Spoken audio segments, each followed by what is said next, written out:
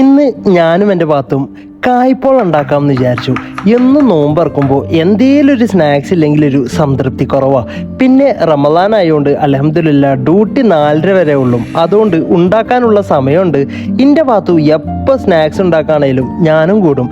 നാട്ടിലത്തെ പോലെ ഡ്യൂട്ടി കഴിഞ്ഞ് വന്നാൽ ചെങ്ങായിമാരെ കൂടെ ബൈക്കുമ്പോൾ പോകാനും ക്ലബ്ബിൽ പോയി ഇരിക്കാനും ഇവിടെ പറ്റൂലല്ലോ. ഡ്യൂട്ടി കഴിഞ്ഞാൽ റൂം, ഇതല്ലേ ഇവിടുത്തെ റൊട്ടീന്.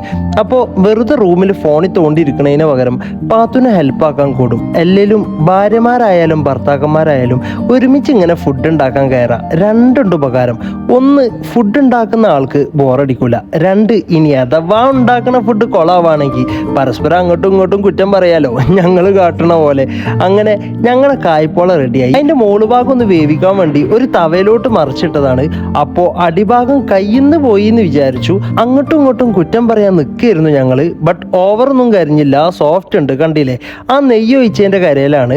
കായ്പോള മുറിച്ച് 3 പീസ് നമ്മുടെ അയൽവാസികൾക്ക് കൊടുത്തു. അങ്ങനെ ബാങ്ക് കൊടുത്തു, നോമ്പറന്നു. അൽഹംദുലില്ലാ 21ാമത്തെ നോമ്പും കഴിഞ്ഞു. കായ്പോള സെറ്റാണ്, മിഷൻ സക്സസ്. പക്ഷേ കായ്പോള കൊണ്ട് വയറ് ഫുള്ളായില്ല. പള്ളിന്ന് കുറച്ചധികം ബിരിയാണി പോലത്തെ മന്തി കിട്ടിയിരുന്നു, അത് കഴിച്ചു. അപ്പം എൻ്റെ വീഡിയോ ഇഷ്ടപ്പെട്ടെന്ന് വിചാരിക്കുന്നു. ഇഷ്ടപ്പെട്ട് കഴിഞ്ഞാൽ ഒന്ന് സബ്സ്ക്രൈബ് ചെയ്യൂ.